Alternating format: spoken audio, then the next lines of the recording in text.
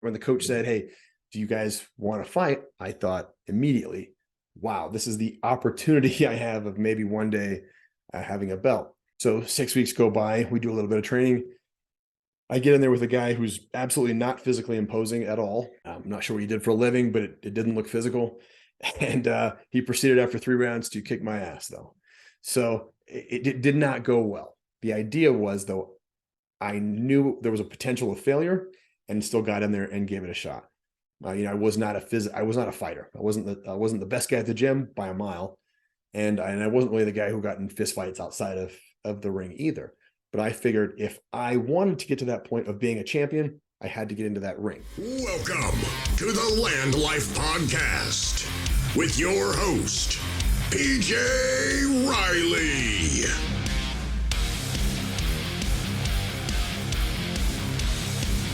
What's going on, guys? Welcome to the Landlife Podcast. My name is PJ Riley. Guys, if you're getting value from this podcast, don't forget, leave a like, subscribe, leave 5 stars.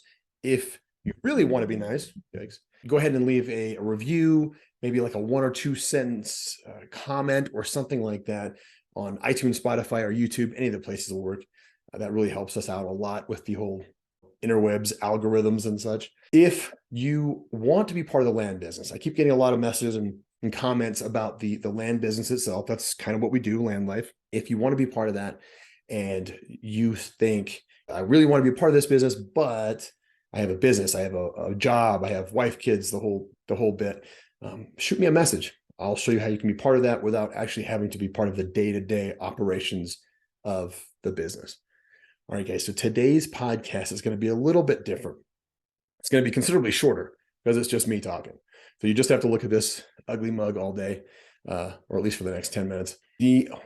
Last week, I spoke with Jason Scott Davis, Landlife episode 83. Check it out if you get a chance. Super interesting guy. We came up with this kind of concept just through the course of conversation about getting into the ring, right? Getting into the ring, putting yourself in a position to succeed, even though you know it's going to be really difficult. So Jason was talking about his fighting experience, getting into a ring and being afraid to do it, but still kind of going through with it anyway, because that was the goal. That was the thing he wanted to do, and the goal he had. You got to figure out what your ring is. I think a lot of people have trouble figuring out what their ring is, or they know what it is and they're afraid. So I'll give you a quick example of a ring. It's one of my examples, and I hope it resonates with you. When I was a younger guy, I decided to go to a kickboxing gym for whatever reason. And after a couple classes, the guy running the place says, guys, we're having fights in 6 weeks. Does anybody want to do it? And a couple guys said yes, a couple guys said no. I was like, yeah, sure, absolutely. I'll give a little backstory on this. As a young man, if you grew up in the 80s and 90s, all the people you wanted to be like were champions, right? They had belts. Rocky, Hulk Hogan, all the big name people. All the idols we had were champions, right? They were winners at something. So I always wanted a championship belt, right? When the coach said, "Hey, do you guys want to fight?" I thought immediately, wow, this is the opportunity I have of maybe one day having a belt. So 6 weeks go by, we do a little bit of training. I get in there with a guy who's absolutely not physically imposing at all. I'm not sure what he did for a living, but it didn't look physical. And he proceeded after 3 rounds to kick my ass, though. So it did not go well. The idea was, though, I knew there was a potential of failure and still got in there and gave it a shot. I was not a fighter. I wasn't the best guy at the gym by a mile. And I wasn't really the guy who got in fist fights outside of the ring either. But I figured if I wanted to get to that point of being a champion, I had to get into that ring. So what happens on Monday, the week after the fight? I go back to the gym to try again, right? To get back into there. 6 months later, I think I fought the guy again and knocked him out. But the point is, I put myself in a position to succeed, even though I knew failure was fairly likely, or there was a high percentage of failure in that, whatever that endeavor was. Now, through the course of, 10 years of fighting, I think I got a lot of belts, won championships, won all these good things. But I would have never gotten to that point had I not put myself in the position early on and said, yes, I'll give it a shot. I'll put myself in the ring. I'll give it a try. And maybe that resonates with you. Maybe it doesn't. But that's just one of my examples from my personal life where, I was afraid. I was absolutely afraid. I think I had like 50 fights and I was afraid in every single one of them. I was probably terrified in every single fight, but still went through, still walked to the ring, and win or lose, we sorted things out inside the ring. So the way I'm looking at it right now is, in my personal experience, there's two reasons people, or two sides to the getting in the ring story. People there's two reasons that people don't get into the ring. Sorry, make that a little more clear. First of all, there's the ones who know the goal. They know what their ring is. They're just afraid to do it for whatever reason, or they don't do it for whatever reason. Then there's the other side that pretty much don't know what they don't know. They know they want to reach a certain goal, but for whatever reason, they decide to just not go for anything and kind of live the same day over and over again. So for the people who do know what their goal is, I'll start it off by saying, life, the life you're in right now, man, if you already know the goal and you're just not going for it for whatever reason, this is not practice. This life isn't practice. This life is the life you're living right now, assuming you have a beating heart, is the game itself. You're currently in the game. There's no days, there's no days off. You have to be a part of it every single day, and there's no do-overs. When you die, it's over. There's no starting over again. There's no do-overs. If you don't use every single day as the opportunity to shoot towards a goal, you've wasted that day. Now, just know, though, failure is okay. Failure is probable in many legs, I guess, of the journey towards whatever the goal is. Failure is going to happen. It's okay. It's acceptable. Every single super successful person has failed. They just didn't let the failure take over, right? They had failure and they said, screw it, I don't care, I'm going to keep moving forward. So failure is possible, is probable, sorry. One thing I think, I said I'd give actionable steps here for in each of these two different aspects of reaching your goals or getting in your ring. One of the ones, if you do know what the goal is, but you're still kind of faltering for whatever reason, I think preparation is key. Preparation is probably the most important thing you can do to at least set yourself up for the chance at success. One thing I do is I wake up every day at the same time, work out. The meals are all roughly the same. My meals are all about the same. Let's see, my business side of my life is time blocked. So I take a calendar and I cut out the exact, in half an hour increments, what is to be done in those half hour increments. That way you're not able to kind of slack off. You get one task done, and you know what, you look at the yard, and you're like, I really got to mow that yard. So you go outside and you mow the yard. And then it cuts into what, an hour of your day. That's 2 half-hour increments you could have used to get the job done, right? Obviously, I get it. The lawn needs to get mowed. Put that into the schedule somewhere. Work that into your schedule to where no time in that time blocking schedule is wasted. And one way I do the time blocking is I use Google Calendars to make sure everything is listed out. So that even if it's something I always do, wake up and, I don't know, eat breakfast, put that in there. X amount of time. Drive time, I put in my drive time as well. Let's say it takes 20 minutes, eat breakfast, drive time's 20 minutes to the gym. Gym is 45 minutes or an hour. Drive time back. What does that look like? Exactly what your day looks like, so that you don't waste any of that time. So how does that help me get in the ring? Well, it puts me in a position to, if I already know what the goal is now, we're assuming you already know what the goal is.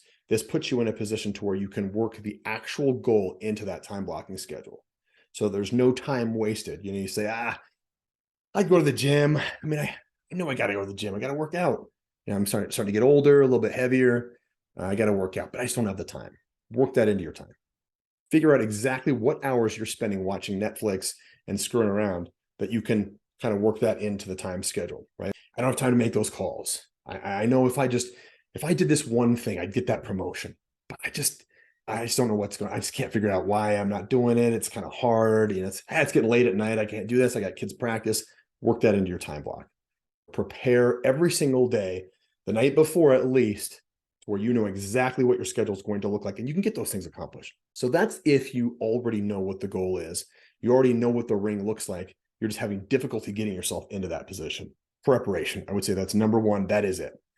If you can start doing that, you can start putting yourself in a position to be in that ring, and then we can figure out what the issues are from there, but at least put yourself in a position to succeed. The second side was kind of where I feel like I found myself as a 30-year-old guy, 35-year-old guy, even as a young man, a middle-aged man, I guess. But I found myself not really knowing what I didn't know.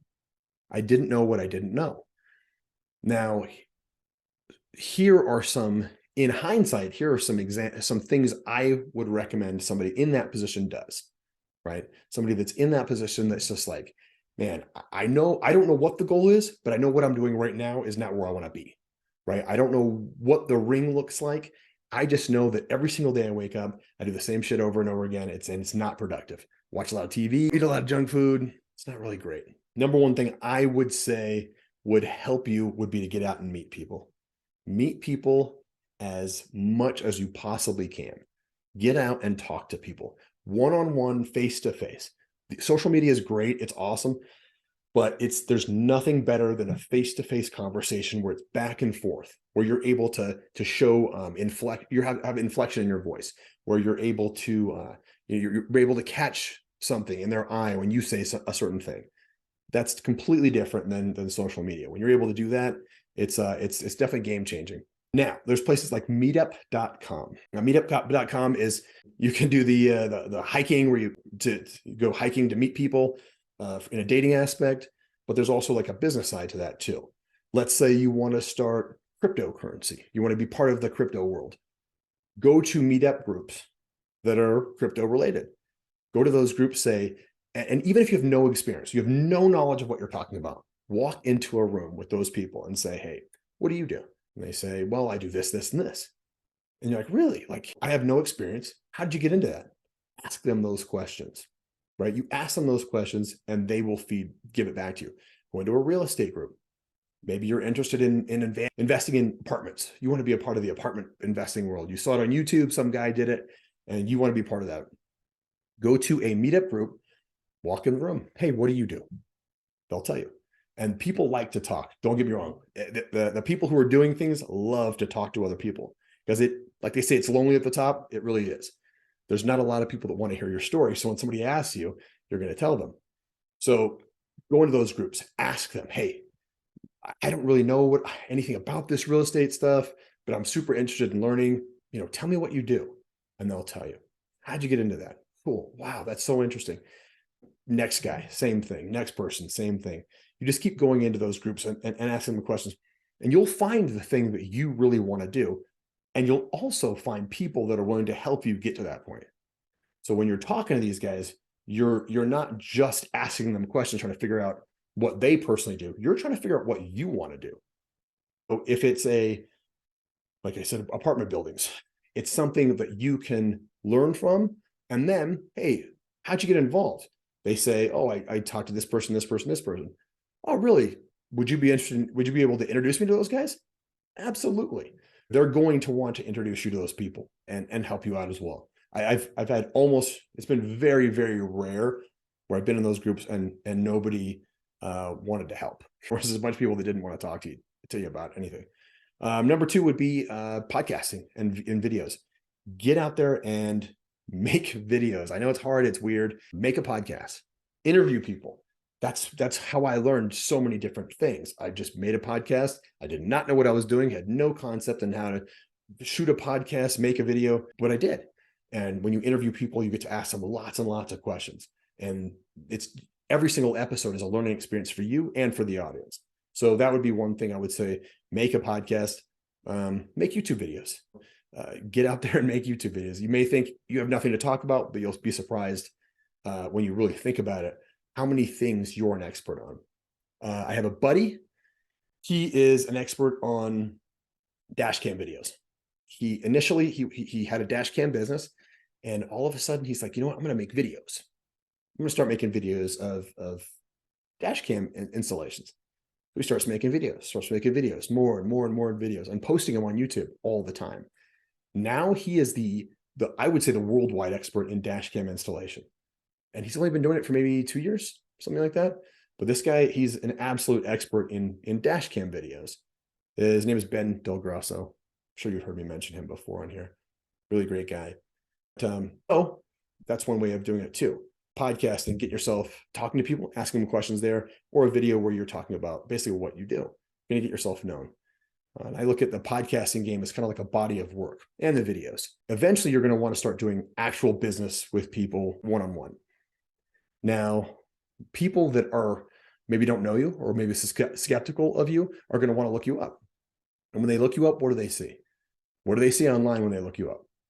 Do they see old college drinking videos? You and all your buddies going out every night? Or do they see podcasting, YouTube videos where you're teaching other people? Where are you providing value? Think about that. And how would you provide value to somebody else that doesn't know anything about a specific topic? Finally, I would say there are different speaking events that you can attend to get out there and figure out what you want to do. There, a lot of times, I know here in Denver, we have like a speaking event coming up, and you'll see these big professionals on stage, right? All these big name people will be on stage. Those aren't the people you're concerned about. It's the people in the audience.